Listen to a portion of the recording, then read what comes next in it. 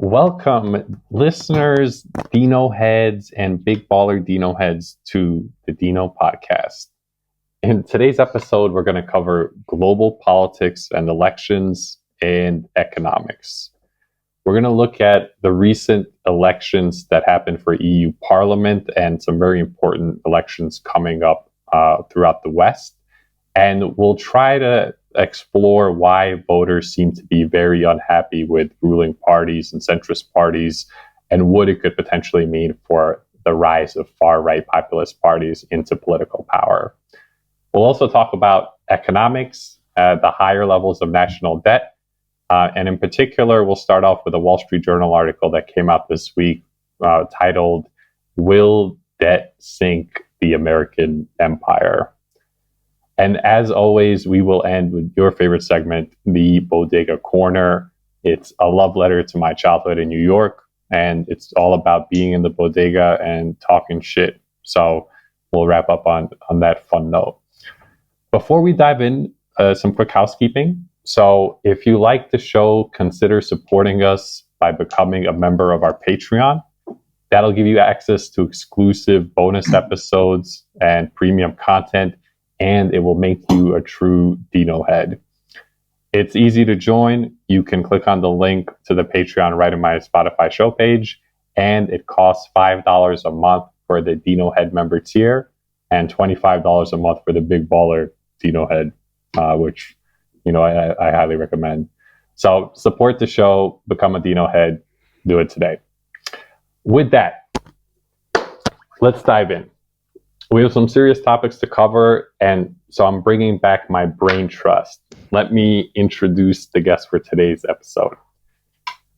In the red corner, we have Ardalan, a.k.a. the Hot Pot Guzzler, a.k.a. the MVP of the league tables, a.k.a. the insatiable appetite. He is a Wall Street gentleman and a scholar. Please welcome to the show Ardalan Tajalli, an investment banker and a lecturer at Stanford teaching finance. Ardalan, welcome. How's it going? Great. And in the blue corner, we have Gustavo Menendez. He's Monterrey's finest, a.k.a. Mr. Analytics, a.k.a. the voice of reason. He is a coder and a consultant. Gustavo Menendez, welcome to the show. How are you doing? Thanks, man. I'm good.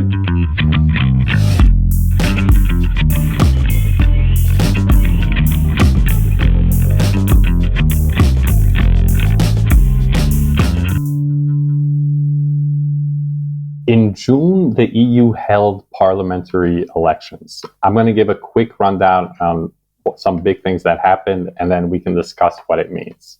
So, in those EU elections, centrist parties and ruling parties performed very poorly.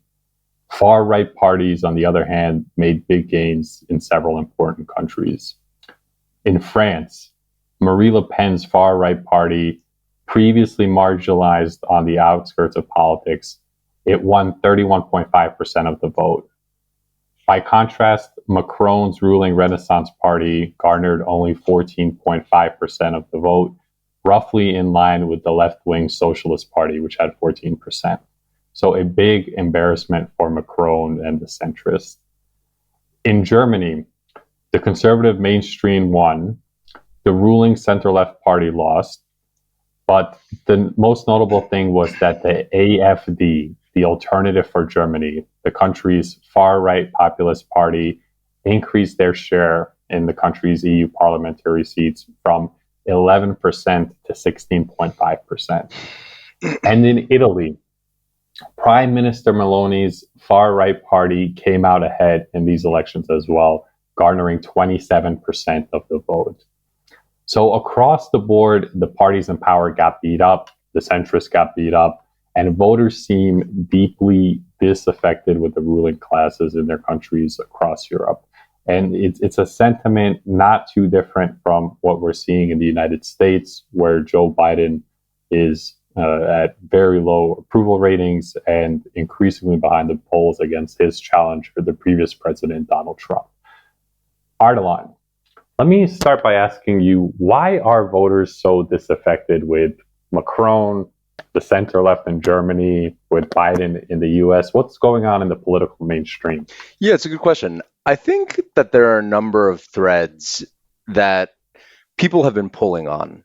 I think the first thing is just widening inequality, people being left behind. I think it's a general sentiment of people being able to talk to each other and hear other opposing views that are just pissing them off, quite frankly. But I sent you the essay last night, which you wrote, which I appreciated the positive words. But I actually think that there's something deeper going on both in the US and in Europe. And it has to do with people's disaffection towards call it the political ruling class. I think people are in a position right now because of the internet, because of reporting, because of just general better awareness, that they're being screwed politically, that their interests are not being represented, and it's just slammed in their face day after day.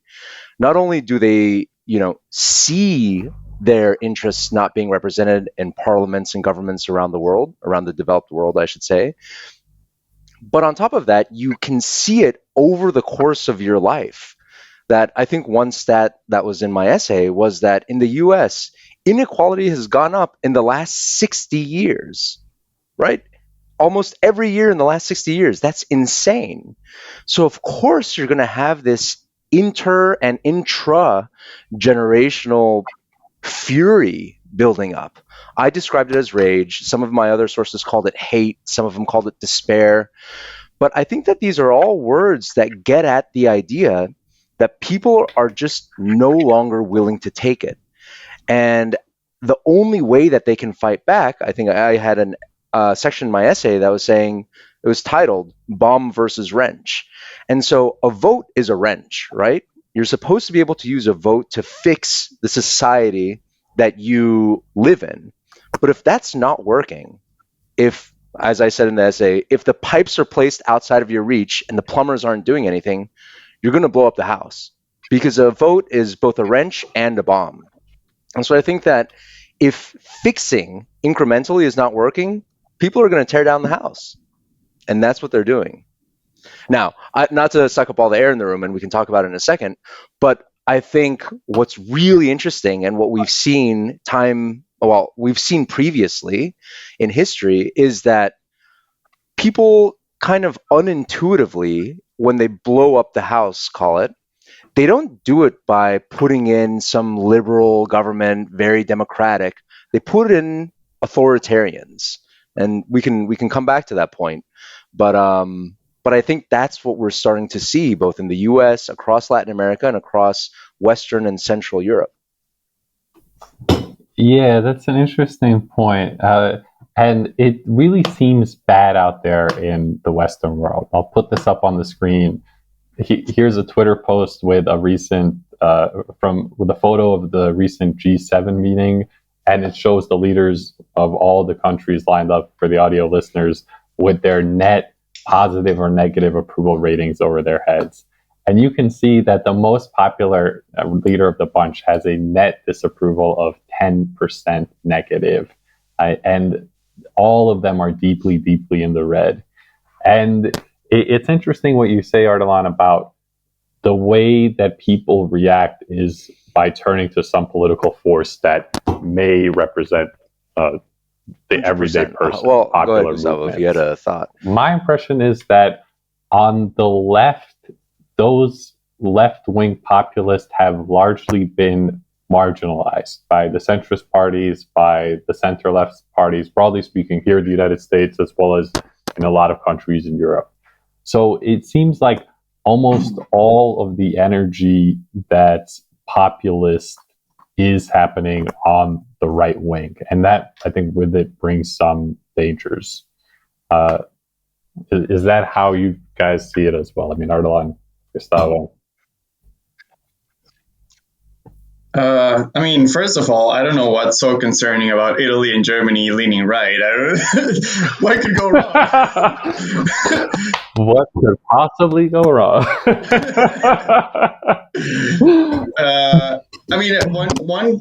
quick note, because when I was looking at the elections in Europe, I did notice that some of the more progressive Nordic countries did keep kind of like a left-leaning majority, and they performed decently well. And those are countries where I feel like maybe they're like the general social needs are being a little bit like met. Yeah, exactly. So I mean, it does seem to be more like the political system really not addressing anything at all, like the underlying cause. The other thing is like I do feel that there's a slight distinction sometimes when I look at, especially like some emerging countries in Latin America versus the more mature and like Western side of Europe. I feel like when some countries in Latin America go through this, like it still feels like, well, we're developing, like there's so many ways to go. There's a little bit of more hope in the process, I feel, when elections come around, except Argentina. Argentina doesn't count. But compared to, I feel like the more Western countries, they usually tend to have like much more rabid, like right wing, like anti-immigration, like starting like blaming people, like, oh, like we were great, it's your fault, or it's your fault. When, like, for example, in Mexico, like a lot of people don't like the election, but I do think it was like it's a hopeful turn. Like I don't think it's like they're not blaming anyone. They're like, we think that this guy truly cares, and we're gonna try it. But it's not like the rhetoric is very different, I feel, in those two cases. Gus, it's very interesting what you said about Mexico, and I want to come back to that as a comparison and a contrast in a second. I'll put up one other thing on the screen about Western leaders, and in particular, the interplay between the centrists that are typically in power and the far right, which is now potentially on the march in most countries. So this is in response to a tweet thread by a global geopolitical commentator that I really admire, Arnaud Bertrand, where when Macron decried the rise of nationalists and demagogues threatening the nation of France and Europe, Arnaud, I think, rightfully responds, that's a bit rich. He and his ilk in the wider French political class are the primary reason for this. They wrecked Europe and France, and demagogues are just feasting on the corpses. And to that post, notable political commentator Dino, myself, posted this cycle here, which kind of shows this whole dynamic in a circular cycle. So it starts with uninspiring centrist refuses to tackle the underlying social problems that led to the far right. Stagnating living standards create fertile ground for fascism. Far right wins elections. And then far right drives the economy off a cliff, lowers living standards and public life, and generally makes everything objectively worse. And there we have Argentina and Italy as the examples. And finally, uninspiring centrists defeat the far right with a promise of change, and the whole cycle begins again. So what this is getting at is, like, there is a root cause here. And one, the disaffection, I think, is justified. Those disapproval numbers we saw are well earned. But the root cause is the political class in most Western countries is not serving the people well. Living standards are generally getting worse. Wealth inequality is expanding. The infrastructure is not being well maintained. It just seems like the political class has an inability to grapple with the big problems of people's lives, or even just the level of the debt spending that the country has. And as well, it seems to have like very misplaced priorities in terms of devoting a lot of money to funding foreign wars. Let me jump in. So I think that that's right. I think, and this is what I argued, that the root cause, so you have wealth inequality, you have all of these symptoms popping up, increasing wealth inequality, etc.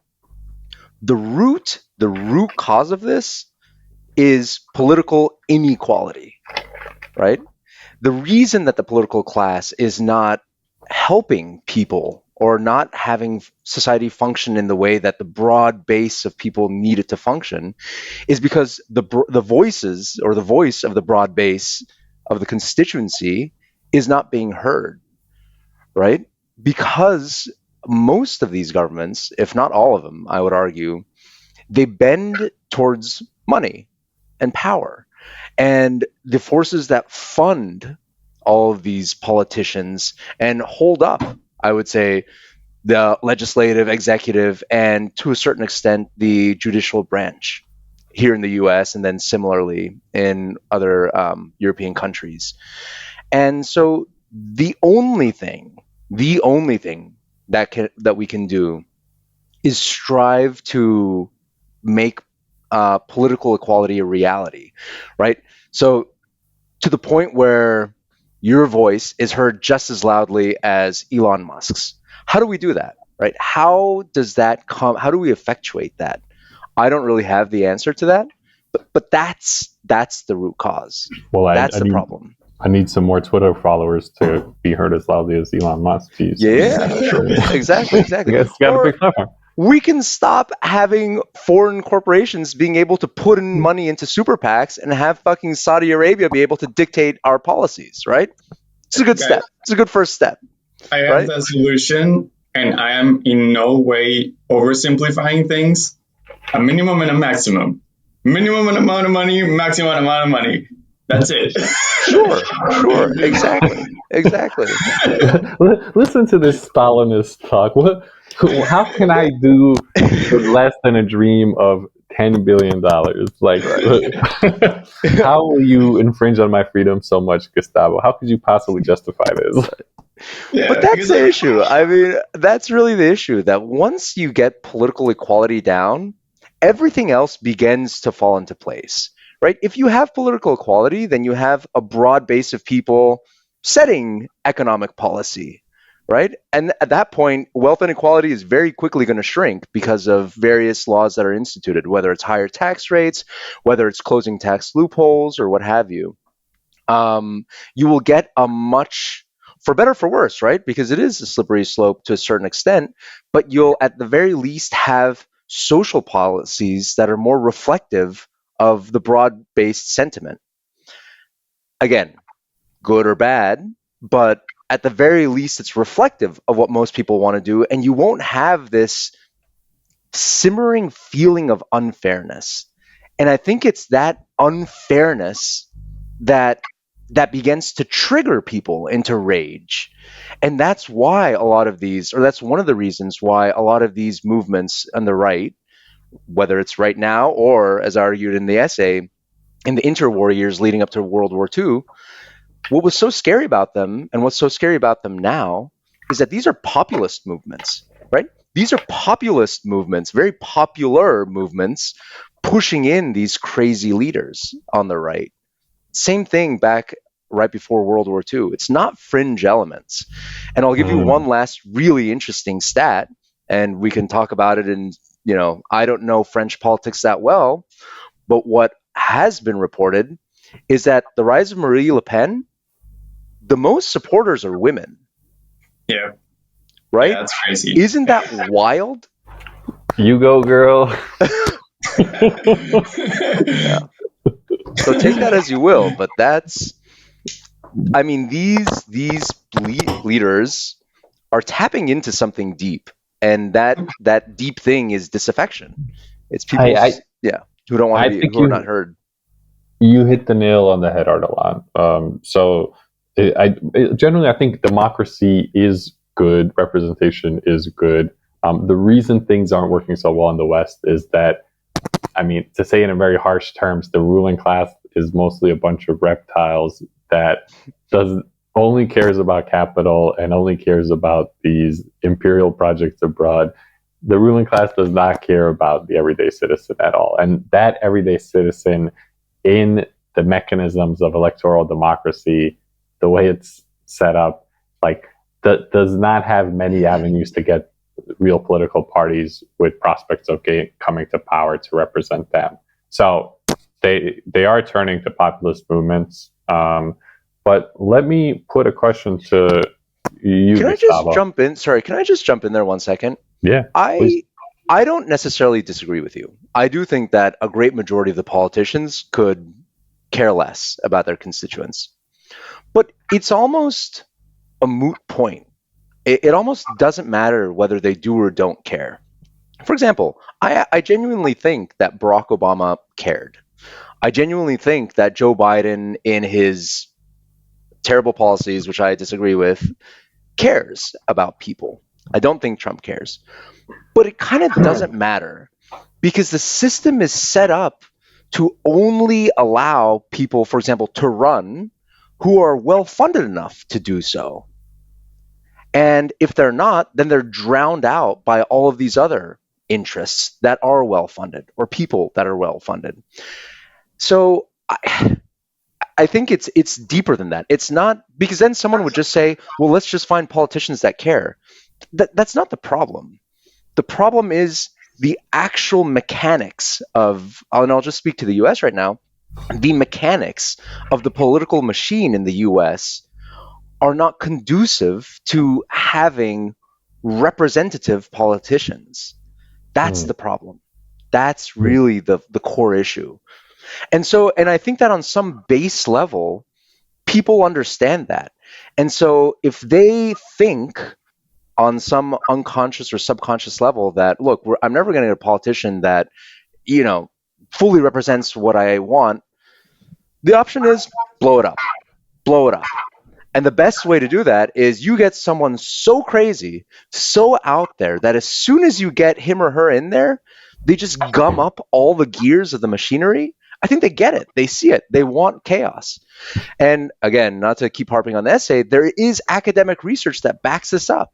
There is a portion of the population who has been shown, who has been proven that this is their MO.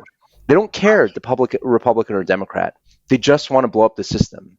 And it's not an insignificant portion of people. Yeah, that's very interesting. Gus, go ahead. The funny part about that is, like, who of those politicians is actually blowing up the system? Like, I don't see Trump, like rhetorically, sure. In terms of what he's gonna do, like the people he appoints, the stuff he does, like it's almost like, yeah, it's a big gesture, and it to me, it moves far, like, to the right in like the more social stuff, which is pretty scary to me, for other reasons. But fundamentally, like, I don't know if how much blowing up is happening with these candidates.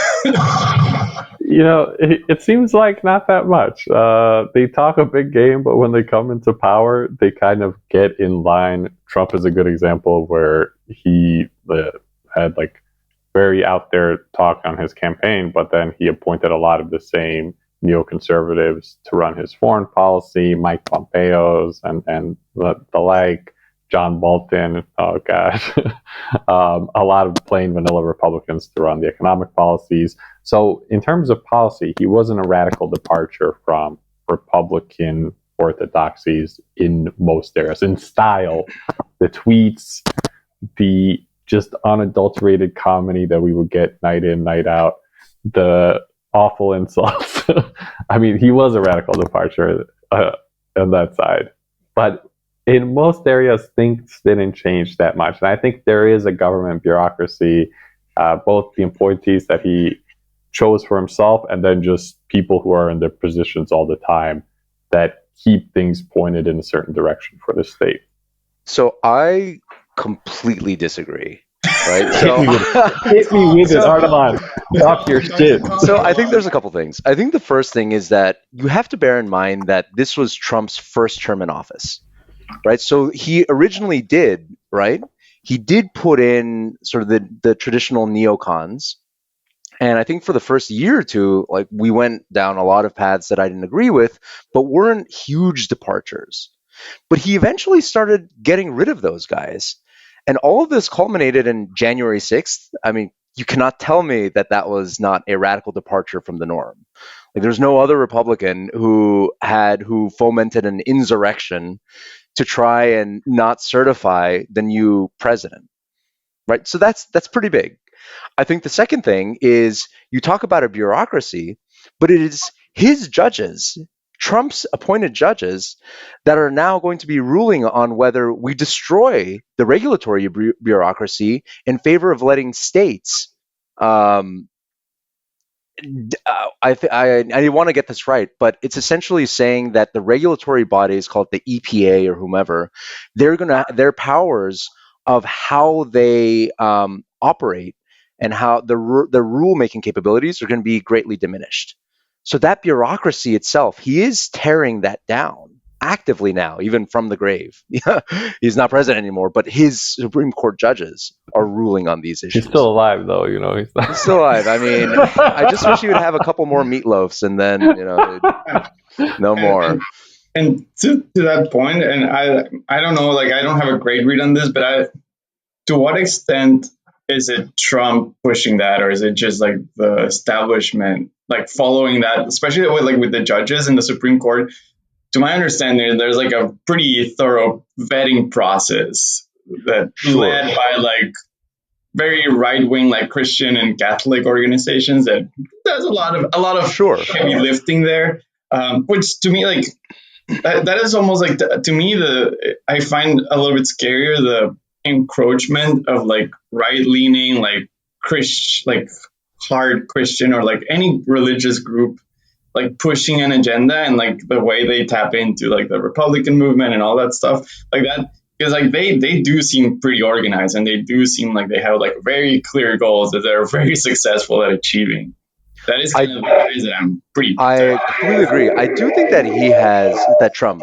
Just talking about Trump right now, I do think that he has built a coalition of very target conscious and savvy constituents, right? The religious right, etc. But I think that the danger is Trump himself, because he is bringing these coalitions into power. And given who he is and who he's demonstrated himself to be, I don't think he cares about Jesus, right? He doesn't care about abortion. What? So, my boy. I don't think that he cares about the federal deficit. His own Bible. Yeah. And it says hustler on it, right? Or penthouse. So it's these people are helping bring him into power and fund his rise. There's no question about that. But he, I think, is the danger, because he doesn't embody any of these ideals. He's in it for the power. And I think that he has said and acted in such a way that gives you confidence in the fact that he's going to try and usurp as much as possible. He said so himself. He's going to be a dictator on day one. It's out there. It's in the media, right? He said it. I'm going to have to jump in here and disagree. But before I give my rebuttal here, Ardalan, just that on the show, we like to give our funniest Trump moments. One of my all-time favorites is when he's speaking to a group of evangelicals, and he himself does not have a religious sentiment in his body. We can all agree on that.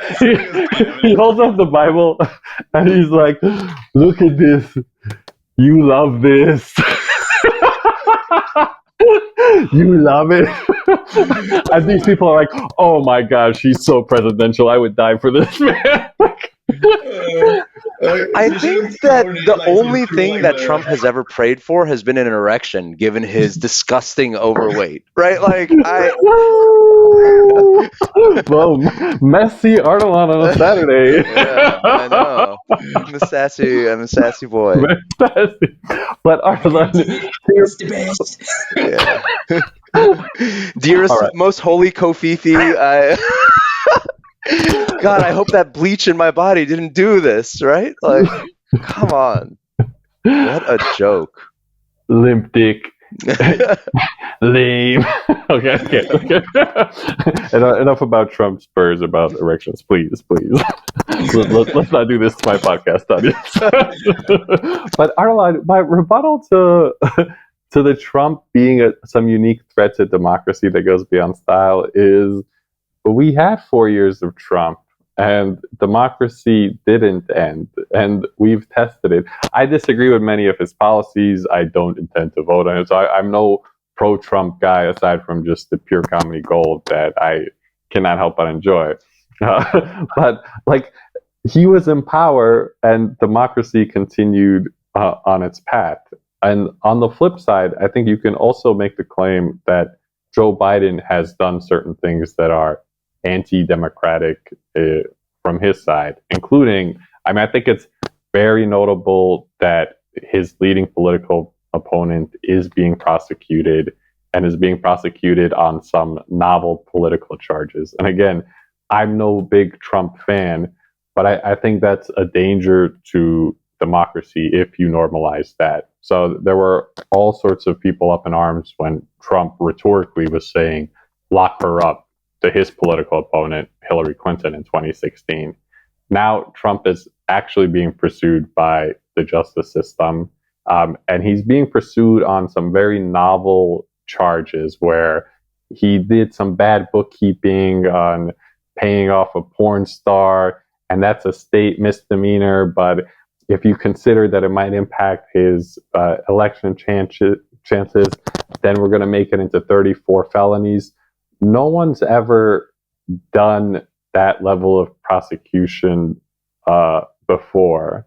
And Bill Maher and Andrew Cuomo, actually, I think just last night, were commentating on how that's not a good case, and it's not good for the democratic system. The fact that if you're gonna go after a political opponent, especially the next president, it should be very clear cut, like wrongdoing, and you should not be creative as a prosecutor. Like, prosecutors should enforce the existing laws, and the bar should be very high, because it does have so much potential to stink as banana republic activity of one guy in power pursuing a political opponent. So let me put out that very, very spicy take to this group.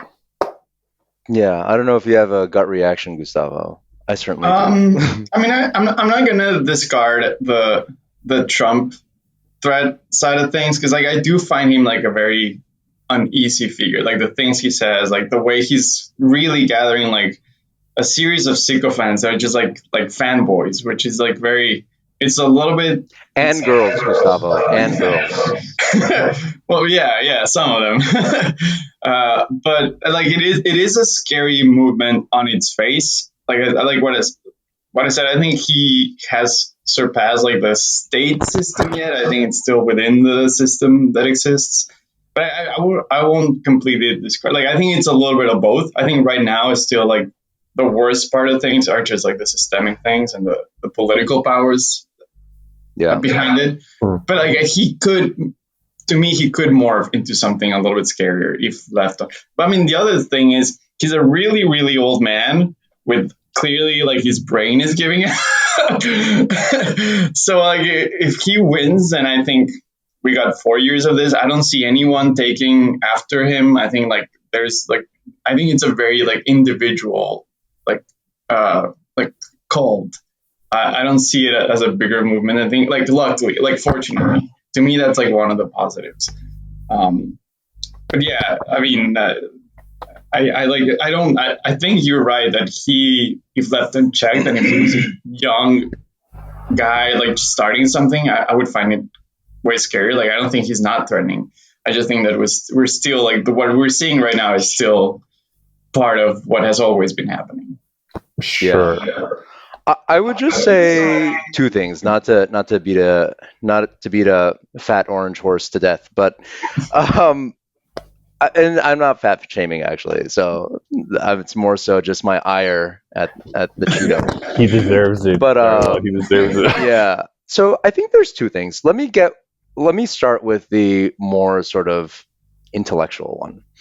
The first thing that I would say is that, or the first thing that I would argue is that form is content. And what I mean by that is I think that the political form that Trump takes tearing down his enemies on a personal level. I think the way he is riling up the masses, I think even speaking about being a dictator for one day, when he tweets things about the unified Reich, whether or not he actually puts together a unified Reich, whatever he means by that, is kind of beyond the point, right? It is paying lip service to people who do hold those ideologies and who, given the platform, would in fact try to come up with a unified Reich. So I think that it's giving those openings. Right? That's the first thing that I would say. The second thing that I would say is more concretely, I think, with regard to his lawsuits, it's not that novel, right? Or at least it's not, maybe it hasn't been done before just because a presidential candidate hasn't done it before, who hasn't tried to pay off a porn star under the table that we know of. But I mean, it's a pretty clear-cut case where he siphoned off campaign funds, which are supposed to be for his campaign, and then misrecorded them, lied about them to give to his lawyer to pay off a porn star. That's so that the American public would be defrauded in parts of his history. That's not that crazy to me. And at the very least, if you do believe in, I don't know, I have my own issues with the US legal system, but like if you have a jury of 12 peers who are chosen, who are representative of that, where that geography where this allegedly took place, well, not allegedly anymore, he's been convicted, and it took him a day to come up with this verdict on all 34 counts. It's pretty damning. My problem with the trial and like both him and with Hunter Biden, it's just extremely disappointing. Like you're finally you're finally prosecuting like big political figures, and this is what you do. Like Trump, I feel like has a slam dunk case of trying to tamper with the election. Like there's calls looking going like, "Hey, give me some votes." Exactly. Like that. Like there were clearly dealings with like Saudi Arabia. Like while he with his son-in-law. Like there's so many things. Like Hunter Biden was doing oil stuff in Eastern Europe, being like the fail son that he is. Like, oh yeah, he surely was a top executive at the moment. Like there's so many obvious shit happening. Like every single president is a war criminal, and this is what we get. Like this is a political trial that we get. I agree. It's just a further representation of how pointless it is, how you're never gonna actually prosecute these people for anything that matters. Talk your shit, totally. So I feel like Ardalan, sorry. Exactly to your point. Go ahead. Yeah, I want to jump in. As much as I love this Trump discussion, I don't want to get like totally bogged down in Trump world. But Ardalan, like, let me ask a broader question to you. And first off, love the comments from both of you guys, even where I have some disagreements. But Ardalan, more broadly, playing devil's advocate a little bit and putting forward a view I might not entirely believe myself, but do right-wing popular movements have the potential to do any good in power? You know, I think popular movements are generally a good thing, though I prefer the left-wing variety. And everyday people are generally not well represented by the political system and today's political class, as you noted. Is there any potential for right-wing populists to do something good? I am going to put forward, and I think that I could get skewered for this, and so I want to be very clear in my language. The good that they can do is singular and it's conceptual, because I think that the overwhelming outcome is death and pain. The good that they do is that they burn the whole thing to the ground, and it gives people a chance to start over. I mean, look at what happened after World War II, right? It was millions, tens of millions dead. But governments had to start over. And we built something that was enduring for 30 or 40 years, maybe 50 years, where we had a democracy, a capitalist democracy, mind you, both here and in Western Europe, that lifted people out of poverty in masses, that had something not exactly approaching political equality, but was much more representative, right? It was a much more inclusive governmental order, both in the U.S. and in Western Europe, and there are good things that have extended even past, called the glory days of the 60s, 70s, etc. So that's the good, that it gives us a chance to start over. You gotta walk through some hellfire to get to that good. I'm not sure that's a path I personally want to take, and it's not guaranteed. It's not guaranteed, right? Yeah, who knows what happens on the other side of that hellfire? But I'll jump in and answer my own question here. And again, I will put a tweet up to make the point. This is in response to an article about just like Meloni in Italy, who came to power on a populist platform where she's right wing, but she also had several policy stances that were anti-war, more pro-freedom, and then she backtracked on all of that. Marie Le Pen, likewise, is totally getting quiet on any anti-war sentiment that she previously expressed, and is becoming much more in favor of foreign adventurism. So here I commentated that unfortunately the populist energy now is all on the right. The left-wing populists have been pretty neutered by their left-wing centrist political parties. But the problem with right-wing populists is every time they come into power, they backtrack on the bits of good things that you might see in their platform. The anti-war parts of their political platform, any sort of freedom of speech or like more liberties to the general public, they backtrack on all that. So you end up getting only the bad, none of the good. So I don't think, as much as I was posing that question more as a devil's advocate, I don't think there's any salvation in the right-wing populists, unfortunately.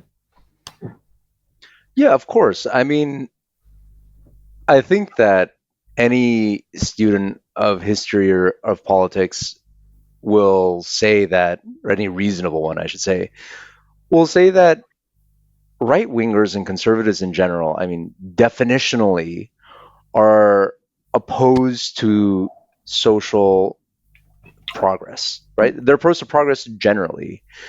And so it's hard to make a case that going back to some past, imaginary or not, is in any way going to be a good thing for large swaths of the population, right? It's a very hard case to make. So I think it kind of goes without saying that I don't see any good coming out of it. Now, I think that people on the right would say, well, look at what happened with the Bolsheviks and look at communism, blah, blah, blah. Sure. Right? I think the worst famine in humanity that we know of happened under Mao. It's a great leap forward. Are you bringing that old thing up again? Yeah, I know. Why you keep bringing up old shit?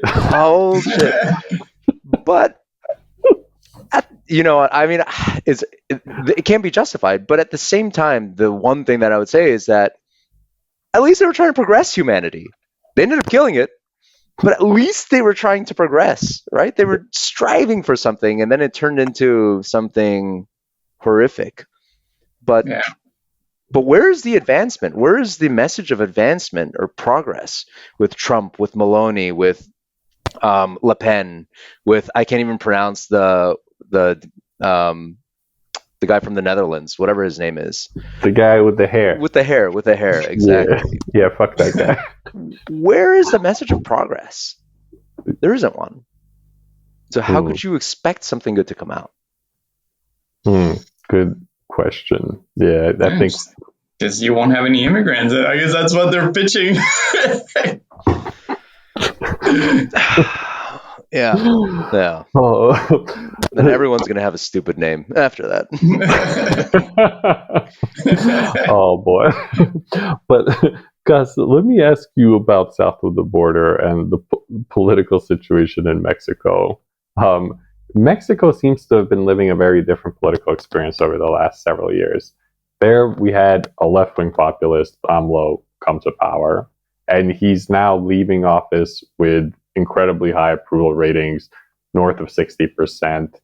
And he eventually set up his chosen successor, Claudia Sheinbaum, if I'm pronouncing that correctly, to be the next president. Sheinbaum, Claudia, my bad. Come on the show. But you don't speak Spanish?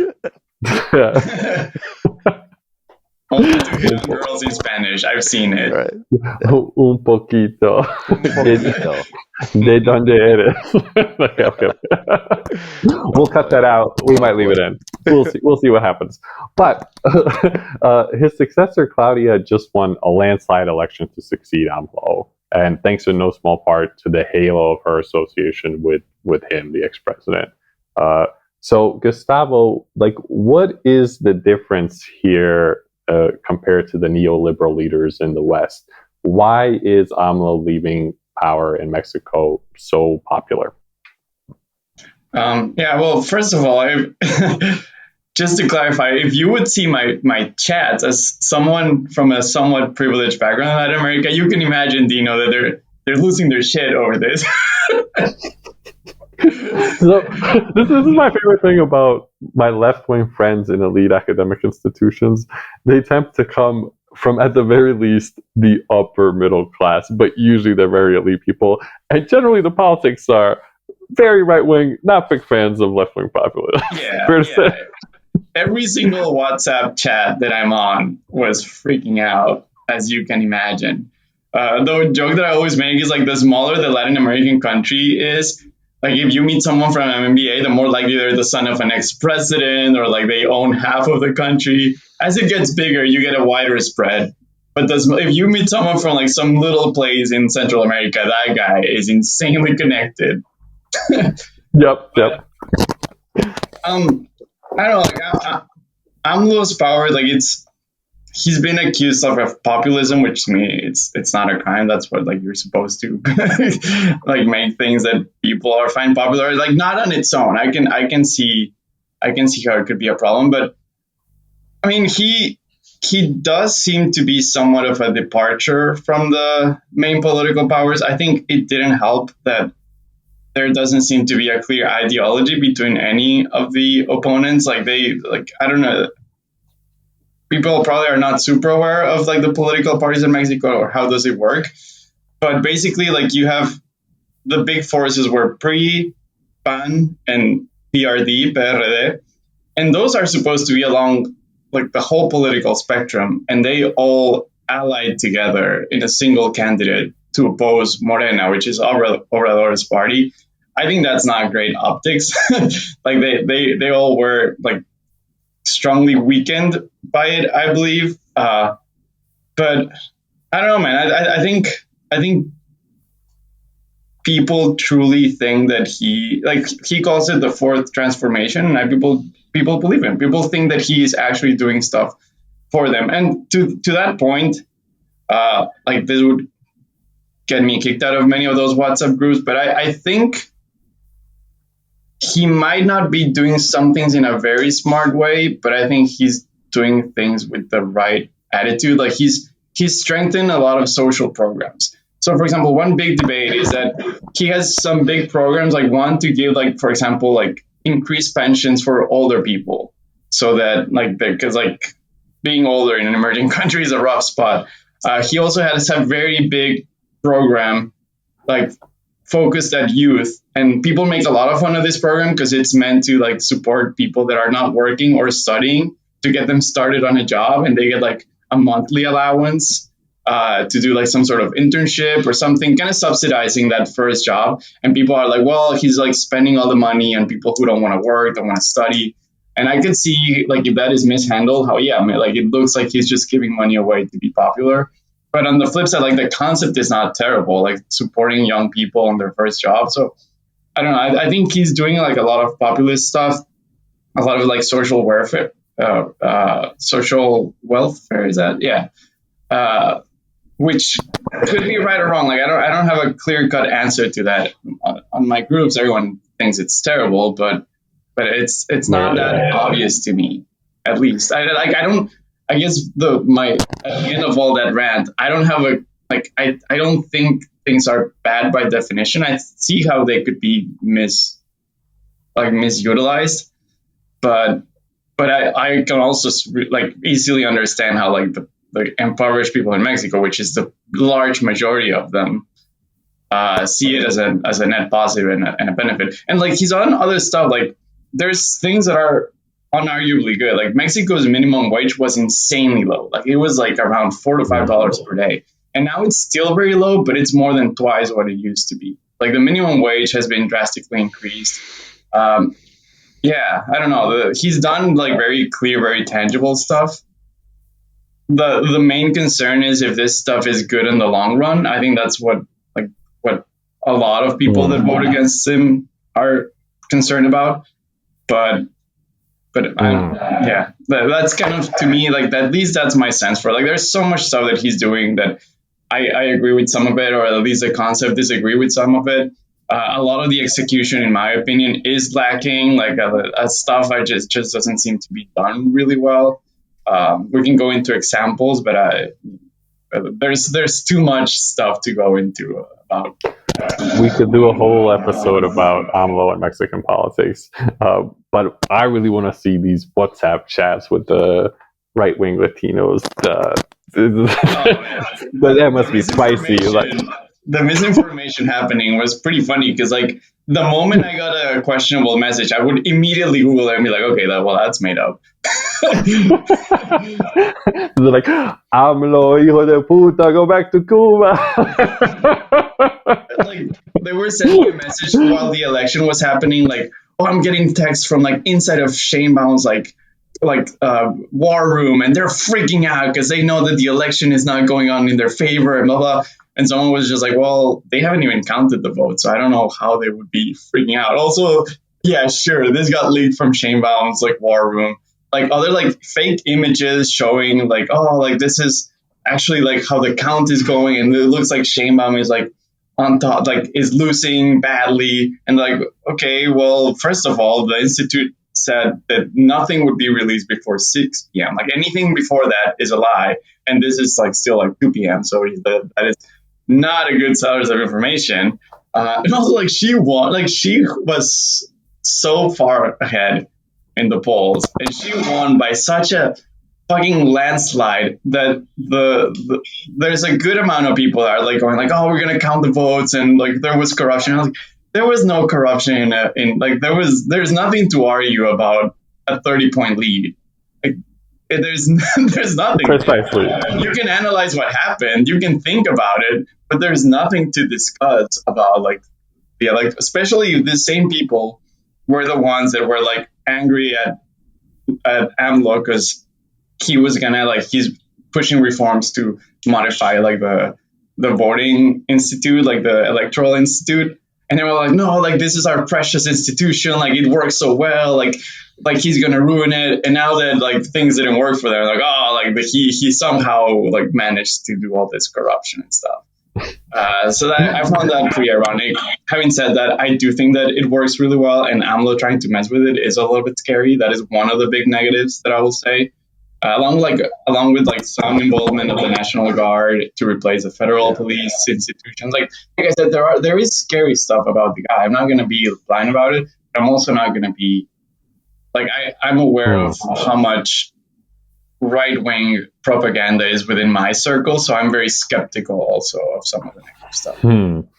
Is it fair to say that these legacy political parties that have been in power for a long time kind of got into a similar situation like the Western leaders today, where they weren't serving the needs of the people, and then the response to that from the electorate was to elect a populist like AMLO, this time a left-wing populist? Like, is that fair to say in terms of his coming into power?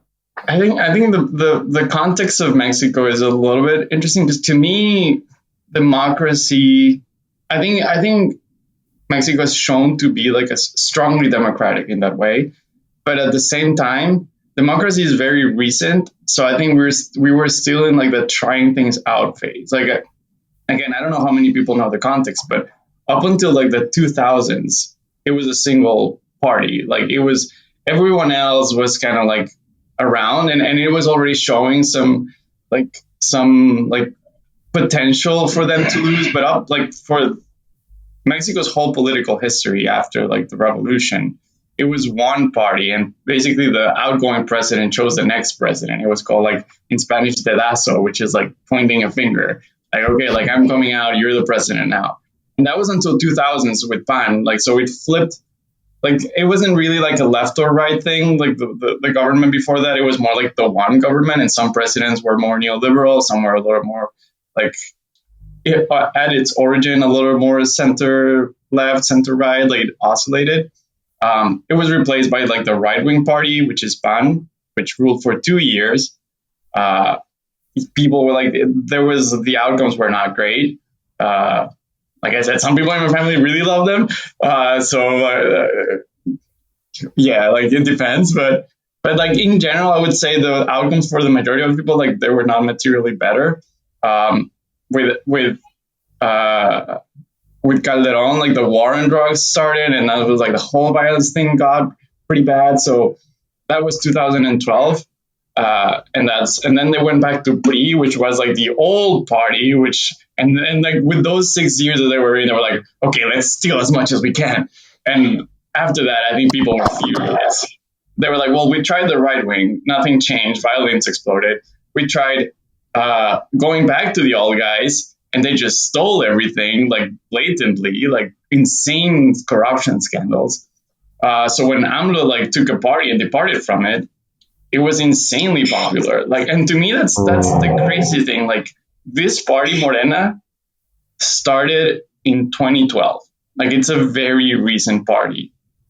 And by the first election they had in 2018, they won everything. Well, they made huge inroads across everything, like the chambers of Congress, like state governments, like presidency. And in this election, it got confirmed. Like, they won even more state governments. They're pretty much are going to have like the whole of Congress, like absolute majority in Congress, which gives them the power to update the Constitution. So, yeah, I mean, whatever AMLO did in the 6 years, people want to see him continue and see what he does with it.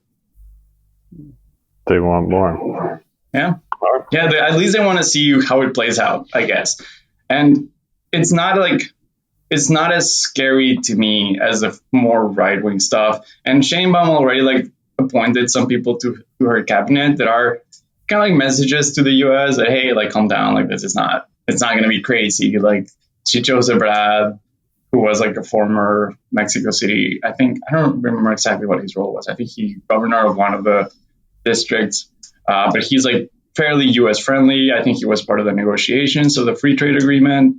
So I don't think anything radical is happening. I think they're gonna let him. The people want to see what he does with a little more time, and we'll see. The peso was fairly strong during his tenure. I don't know. Like I said, I hear a lot of very negative things about him on the daily, and I try to be skeptical while agreeing with some of it. But on the overall, I don't see anything particularly terrible that he has done, and I guess that's where I'm at. Sure. Well, he has been in the crosshairs of, let's say, the traditional elite of Mexican society. I think it's fair to say. And I would also say in the crosshairs of the Western, particularly American press, who I don't like a more independent populist leader on their southern border. So It's amazing to me that through that he's maintained this approval rating of 60% through his time in office and now exiting. That to me is pretty amazing. And whether we agree with every one of his policies or not, I think, so Ardalan, to your point earlier on, like, he has made the everyday person in Mexico feel more represented in the political system, which is not something they felt for a long, long time.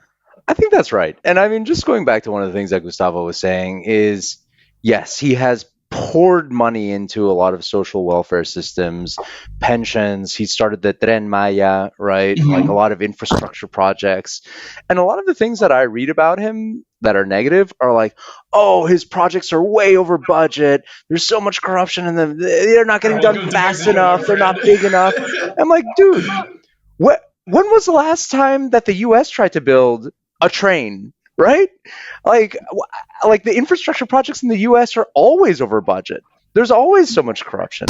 If they happen at all. If they happen, right? Like, we couldn't get that infrastructure bill passed a couple years ago because of Joe Manchin. So at least they're doing something, right? Over budget, sure. Not being as effective as they would like or as they promised, sure. But the guy's doing something. And, his heart and his wallet are in the right place, I think. Yeah. I mean, like I said, it's tough to assess because, there's Sorry, can I also just say one thing? And then what I think truly irks me is that it's the same elites who are criticizing him about corruption. And the question for me is always, well, where's that money going? What does it mean that he's being corrupt or that these projects are corrupted? Like, who are the people paying him off, or where are the kickbacks going to? It's going into the elite.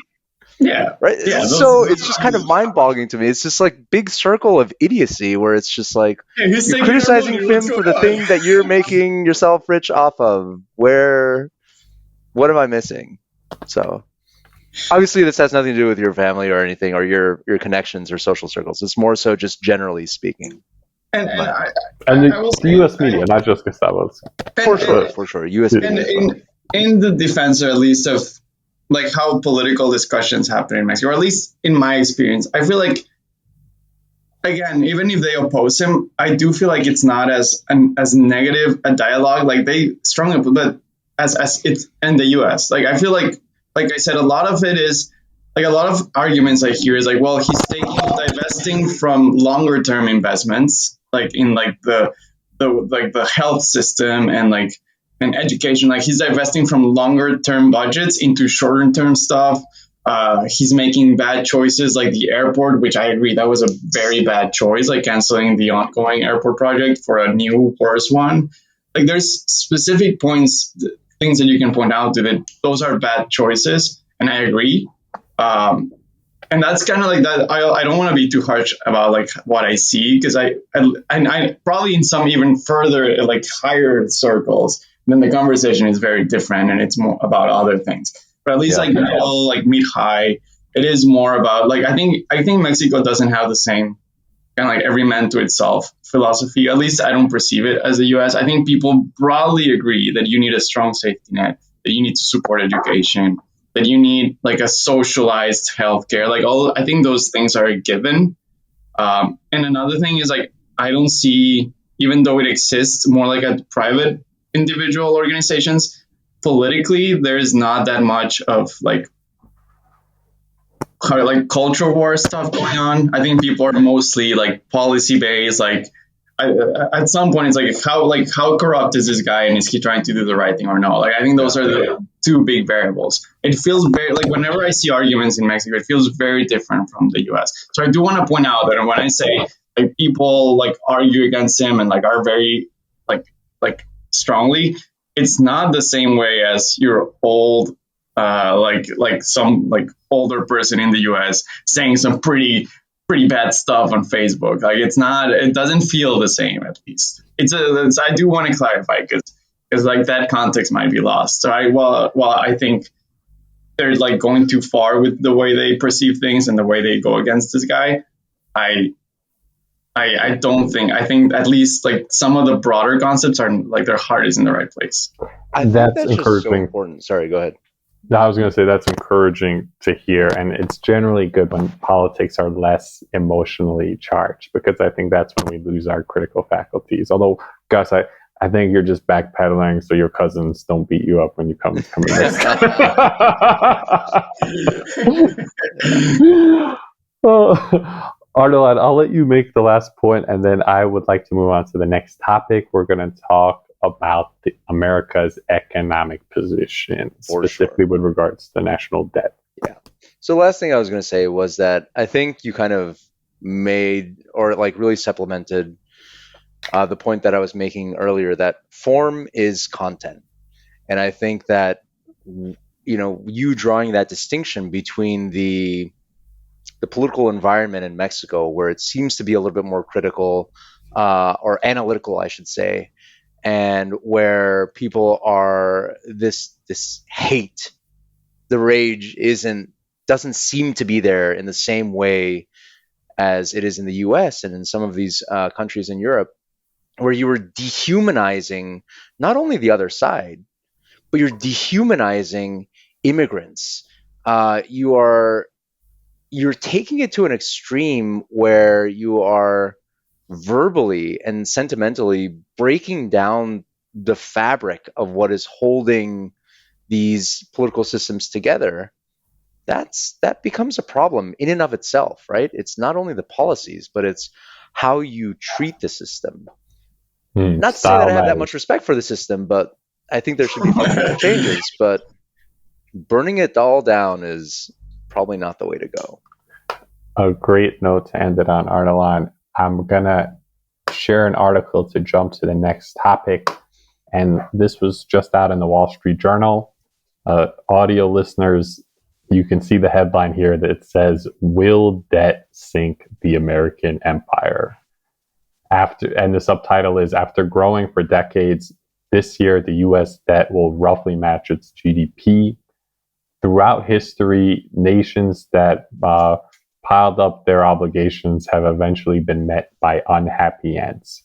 So I'll give a few quick facts about the debt load in the United States to set the table, and then we can talk about what it all means.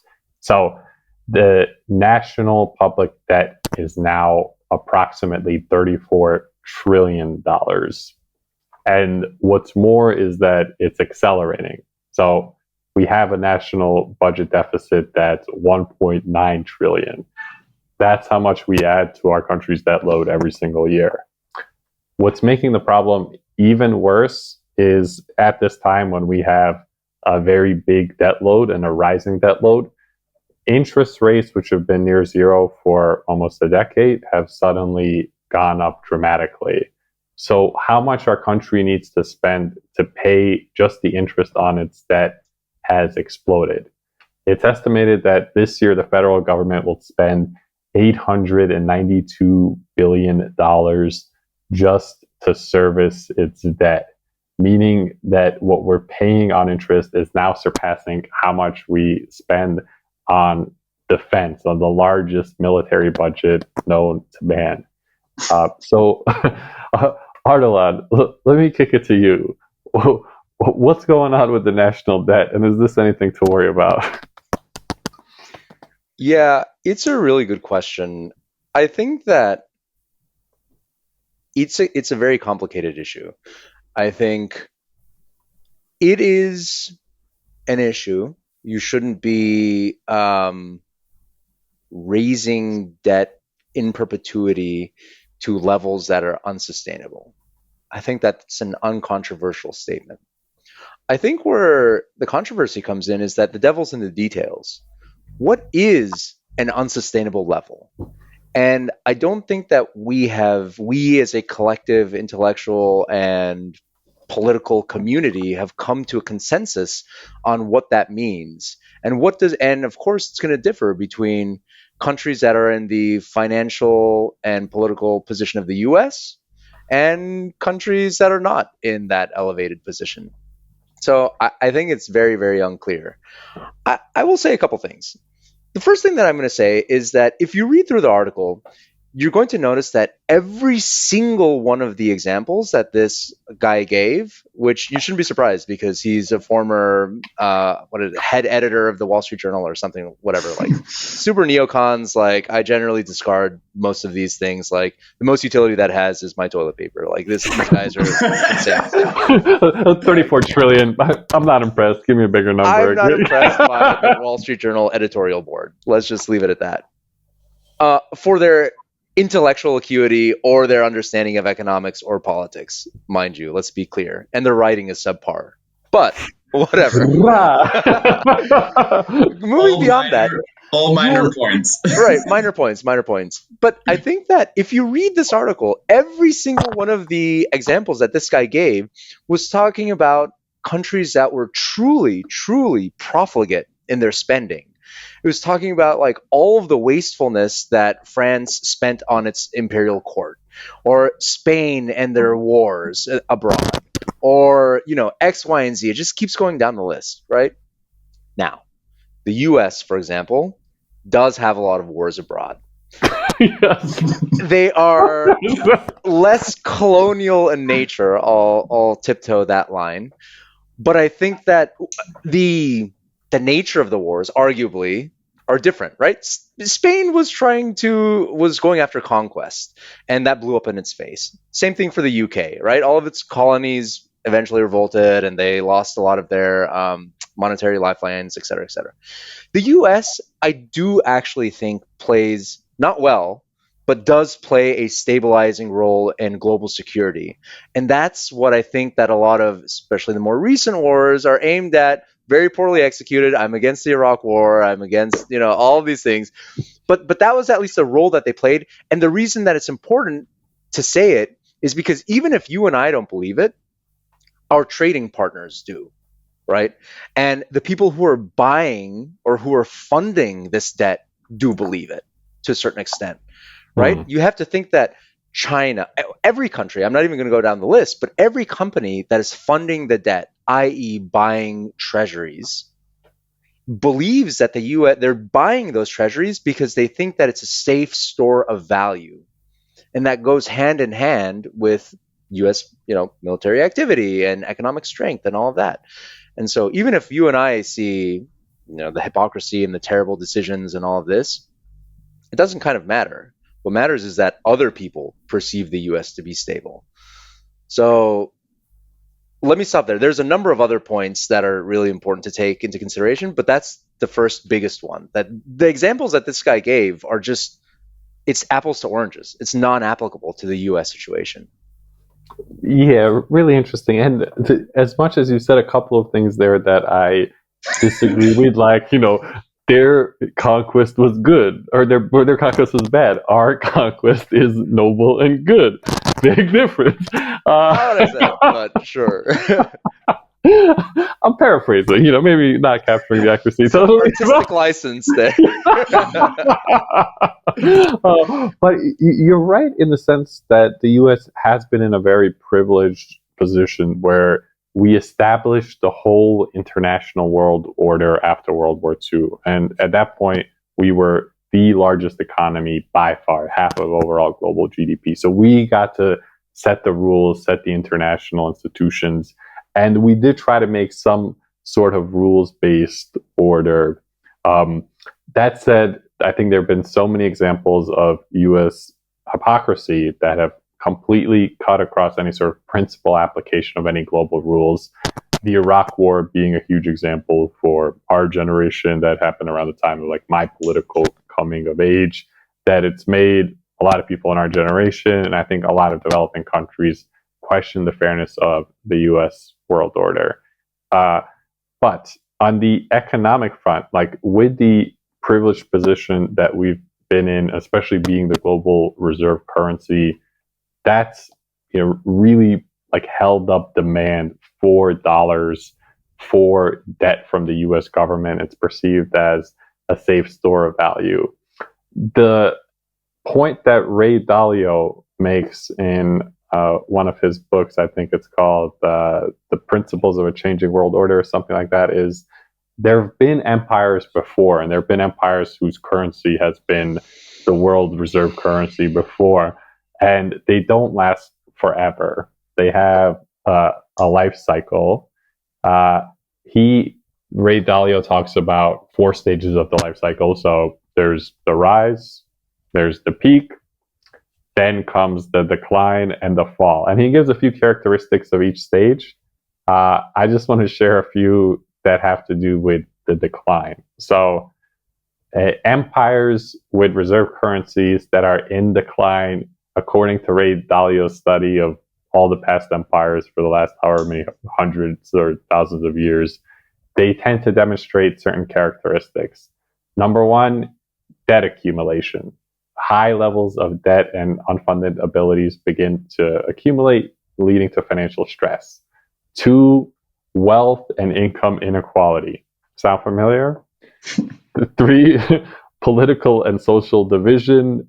4, reduced investment in key areas such as education, infrastructure, and technology. 5, military overreach and weakening.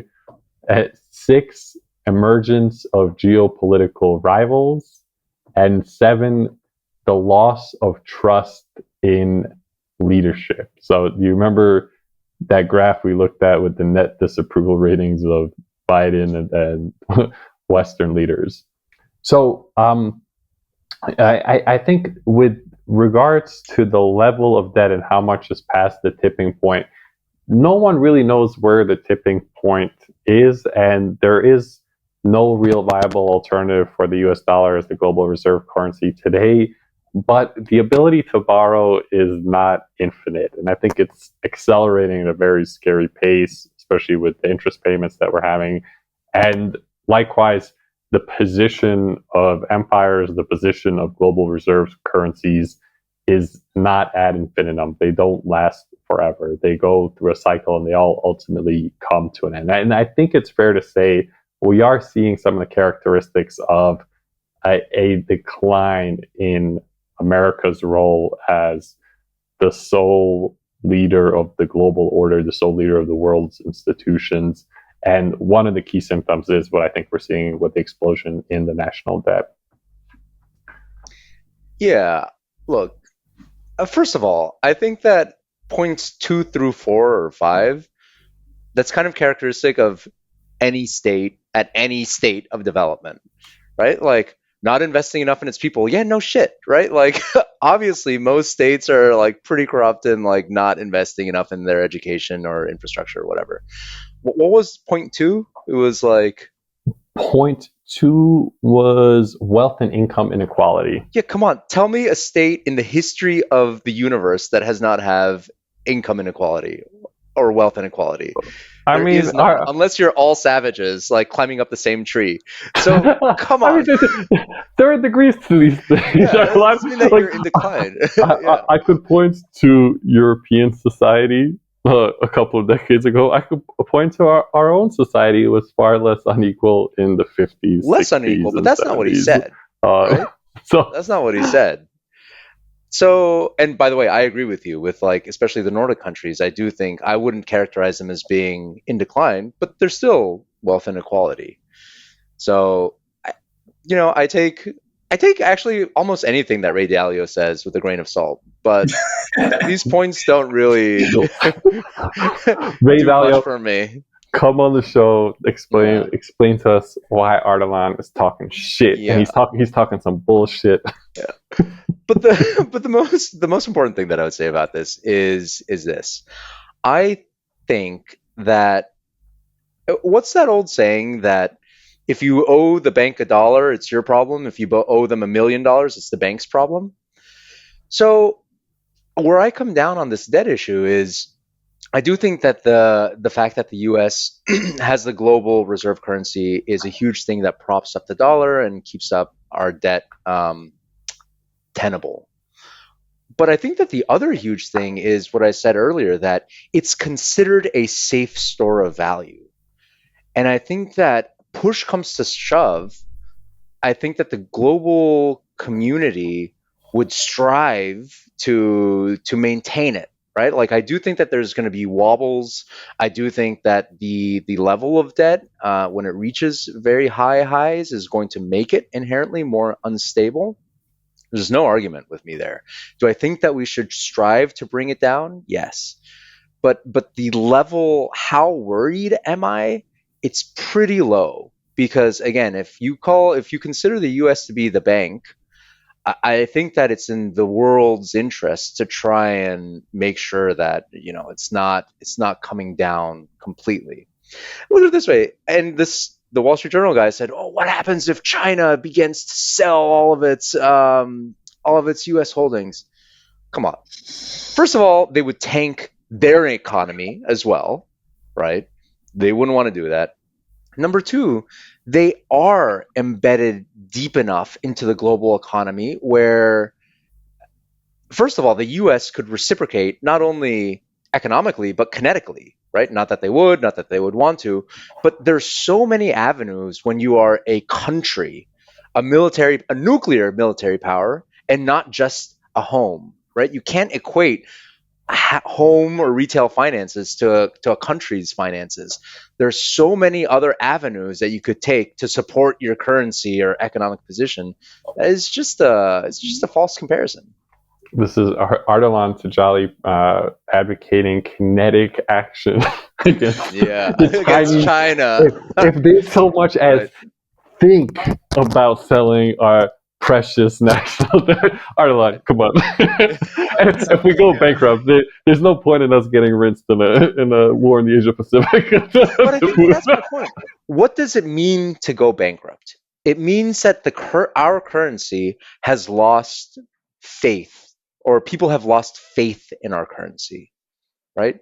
So it's not like I think this is the distinction that I'm trying to make, that if you are a household, going bankrupt means you don't have dollars in your bank account anymore. Yeah. That, to be clear, will never happen in the US because of the point that was made that you can always print more dollars.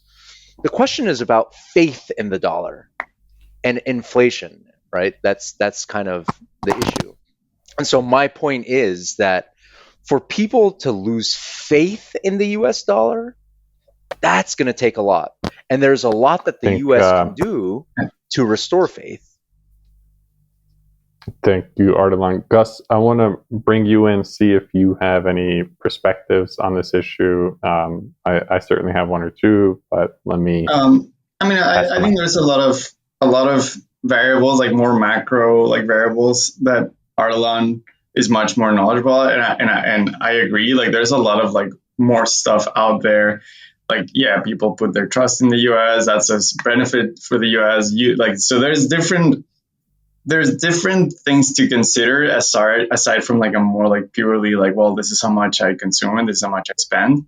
But me being like the simple person, which that's what I understand.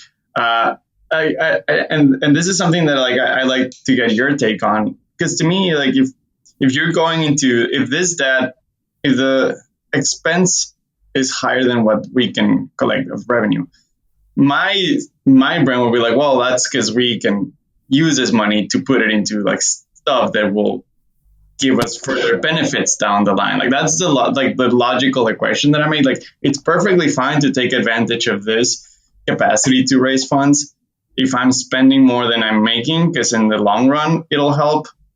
But my sense is that money is not being invested super well in future growth. That would be my concern. Like, that is kind of like the at least the way I think about it. It's not. Well, I think that's an excellent question, Gustavo. When you borrow money, even as an individual, if you put it towards something productive, let's say you get a degree that helps you get a much higher salary, that's good borrowing. Mm-hmm. If you borrow money to waste, to do wasteful consumption, to go to the club, that's bad borrowing.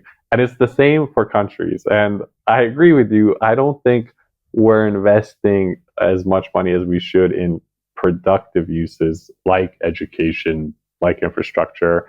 And we've literally wasted trillions of dollars on wars abroad. Just the Iraq and Afghanistan wars alone have cost multiple trillions of dollars. That's utter waste. So it really matters what you're using those funds for. I do think the level of debt is a problem, especially just given how it's accelerating. I think it's very dangerous if it goes into a tailspin and just starts rising faster and faster, because ultimately it can go one of two ways. Either we keep printing money and that's the only way that we can pay it back, in which case the value of all of our dollar holdings, all of the everyday Americans' dollar holdings, just gets totally diluted and inflation like really takes away your purchasing power. Or you default. And if you default, you likely can't borrow anymore. So that lifestyle as a country that you're used to, from being able to debt finance with $1.9 trillion of deficit a year, you can't live that same lifestyle. Like you need to make some hard, painful cuts. So we really, I think, really should stay away from a tailspin of the national debt, and like the fact that interest rates are so high, and now we have to pay so much more just on that part of it. I think puts us in really dangerous territory. So let me play. There's 2 points that I want to make. The first one, let me play devil's advocate for this. And just to be very clear to all your Dino heads out there, Dino, I'm fully against the Iraq War. I think it was one of the stupidest things that people ever did. However, and this goes to my point about a safe store of value and about the U.S.'s role as a stabilizing force in the world. War is a signal, right? It's not only like you're going in because Saddam Hussein is hiding weapons of mass destruction. It's not only that. War conceptually is a signal to other countries. It's a demonstration of force. It's here are our capabilities. We are willing to pull the trigger. And so it is a defensive tactic, and that is itself a stabilizing force. It's saying people don't mess with us. Right? So that's one thing that I'll posit. If we leave with our tail between our legs, what does that signal exactly? Yeah, exactly. Yeah, it brought so much stability to the Middle East. All right, but that's not the point, right? It's stability for yourselves, right? And to keep yourself propped up. Because the thing is, like, you can talk as much, like, at one point, after decades, if you haven't been in a war, nobody's going to believe that you're going to pull the trigger. So then you're going to get a bunch of bad actors. But if they think, no, this guy is crazy, he'll do it. No matter how stupid, he'll do it. That's important to have that element. So again, I'm against the Iraq War, but I think that from a strategic point of view, depending on how the war is prosecuted, here it was obviously completely bumbled, but how the war is prosecuted can have stabilizing effects from the perspective of the U.S. and their allies. I'm going to guess that implies a pretty evil approach to maintaining power. Okay, I agree. Just wanted to put that out there. But I know. Look, I agree, but that's one argument. I think the second thing that I would say is, can we please agree that the very fact that we have a debt level that is this high doesn't suggest, it demonstrates that neoliberalism has failed. Trickle-down economics has failed. Because the reason that we have this unbelievable level of debt is because of all of the tax cuts that we gave to the wealthy, all of the tax credits that we give to corporations, all the tax loopholes, right? Because the idea was during Reagan and Clinton, to a certain extent, definitely during Bush, to a certain extent during Obama, even now with Biden, but less so, we believed as a society, not only sort of egghead economists, but as a society, we believed that if we gave more money to the engines of the economy, the corporate titans and all of this, they're going to invest and grow, and it's all going to trickle down to us, and we're all going to be better off, right? A rising tide raises all boats. The reality is that we gave all these money, and they took those boats and left, right? They just took the money and ran. And so what happened was that, given the destitution that was creeping into our economic fabric, the government had to start spending more, and they didn't have the tax revenues because they weren't taxing the corporations and the wealthy, so they had to do it by borrowing money. And so I think what's so infuriating to me is that, again, in this article, right, it's saying, well, Medicare levels and Medicaid levels are becoming unsustainable and this and that. So you gave tax breaks to all of these wealthy corporations and businesses and didn't collect the money that was already owed to you. And now you're blaming it on the poor people who actually need the government support. That's insane. That's absolutely insane. So going back to your point about investing this, look, we tried investing it in business. Did not work. Did not work. It made a lot of people at the very top rich, But now maybe we should try investing that money. Like maybe we keep the same level of debt, but maybe we take that money and pour it back into the bottom and see what happens. Yeah. To me, oh, sorry, Dino. No, after you, sir. Something that was particularly, I guess, disheartening is seeing that like the debt, like the breakdown of expenses, and realizing that it's 60% just like social support in a way, like health, like income support. Like income support is like 23%, like 60% is like that sort of stuff. And I'm like, oh man, like is it just like really expensive to maintain these, or are we also like in a way just subsidizing businesses? Like it means that the economy is not working, right? Yep. People should be subsidizing their current state of living and their retirement.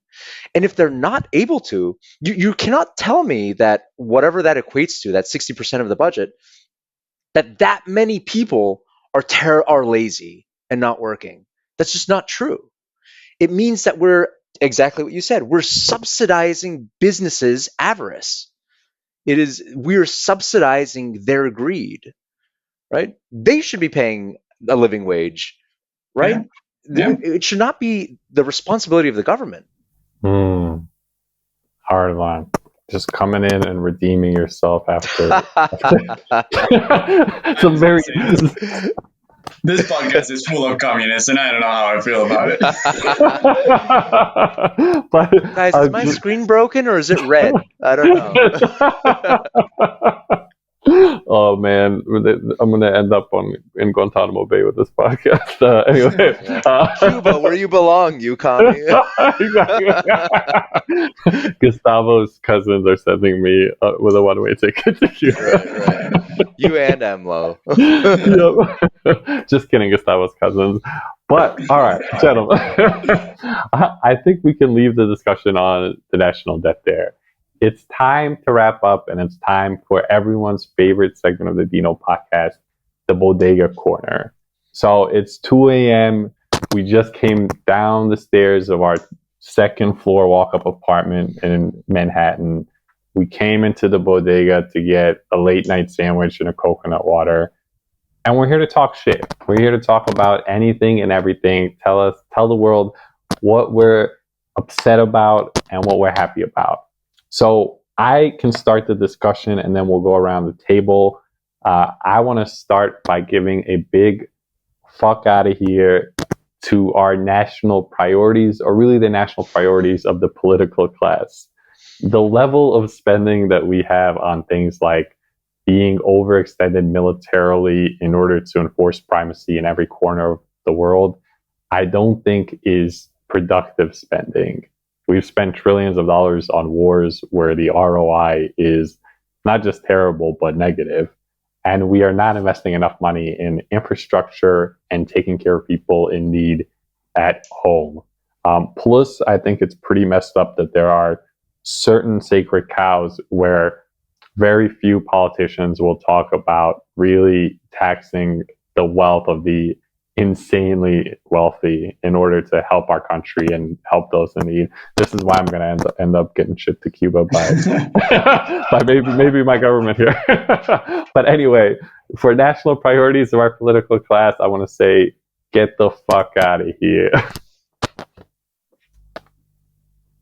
Nice. Hop in, Gustavo. All right. I'm gonna go a little more local for my choices this time, and more lighthearted. Fuck out of here with Chicago sports. Every single team in this city sucks. Every single one of them. Ooh, hot take. No, not permanently. Currently, like I wish there was like at least one sport where I could go like, oh, it'd be fun to go to the stadium and see them not suck. There's not one in the whole city. Out of like a bunch of teams.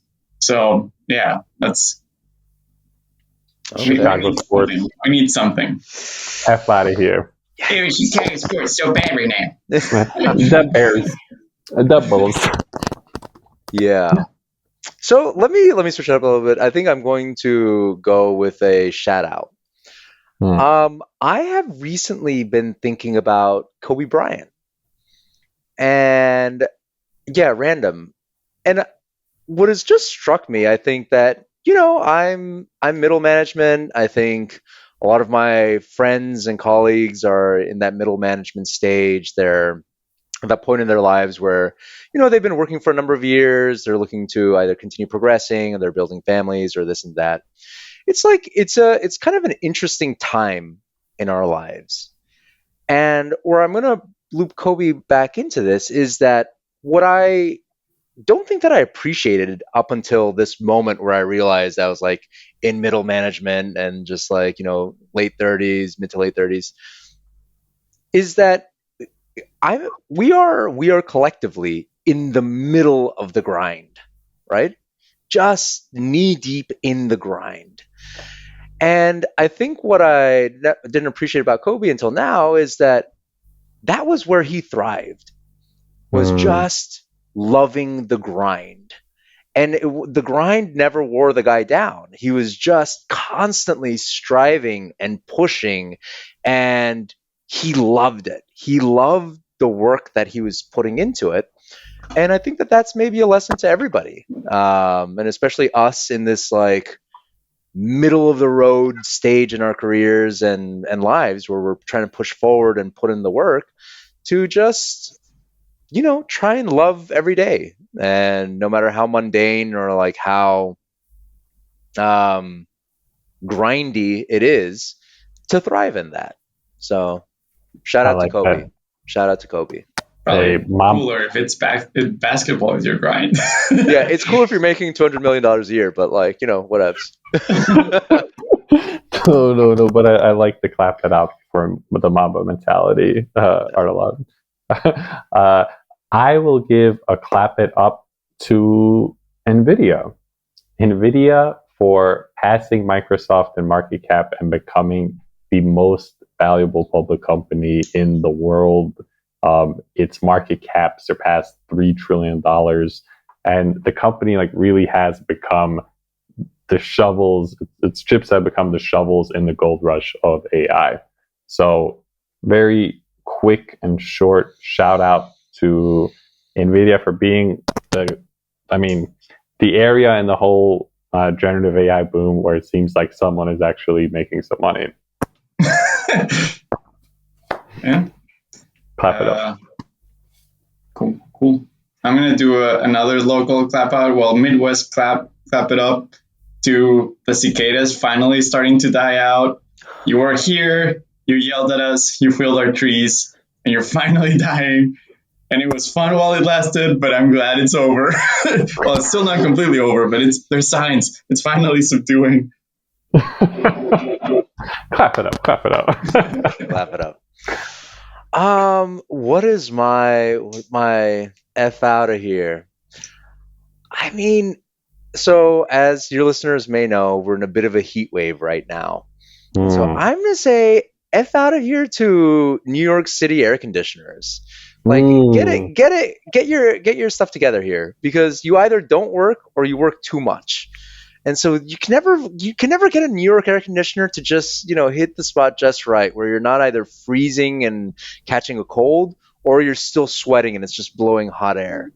So there's something about this city just never quite gets it right. Never quite right there. Just never there. Yeah. Too much. Yeah. But boy, talk about heat waves. It seems like it's hot all over the world. I mean, I'm doing this episode on the road. I'm on a work trip to Bosnia Herzegovina, and we've been in a heat wave for the last several days. Yesterday, it got so hot that the demand on the electric grid was so large, the whole grid went down across the region. So Bosnia, Montenegro, parts of Croatia, the Dalmatian coast, electricity was just out for hours. Can we just give one clap it up to global warming and climate change? Let's clap it up. You're bringing Miami vibes all over the world. All over the world, baby. Also, Miami vibes all day, every day. Well, that, ladies and gentlemen, has been your latest installment of the Bodega Corner. Tune in for the next episode for more hot takes on the Bodega Corner. All right, guys, I think we can park it there. I just want to say one more time, I genuinely appreciate you guys. You're my business school. brothers from another mother. I think you're super smart and analytical across business, politics. So it's always a pleasure to have you on the show. And you're just generally good bros. So good to see you both. Most importantly. Absolutely. Most importantly. We got to come up with a time when the three of us can finally get together. Time and a place. By the way, I'm looking into the ski trip for this coming year. So I'll keep you guys posted. Yeah, you've had that assignment for like 3 months now. So I have now. You're right. I think I'm gonna do I'll do the outro with a little slideshow of our past ski trips with some very sentimental music playing in the background. Yeah. Let's wrap on that. Nice. Let's do it. All right. Well, listeners, thanks for joining. My Dino heads, my big baller Dino heads, appreciate you all. And if you haven't, go check out the Patreon, sign up for the membership. That's it for this episode. Bye-bye.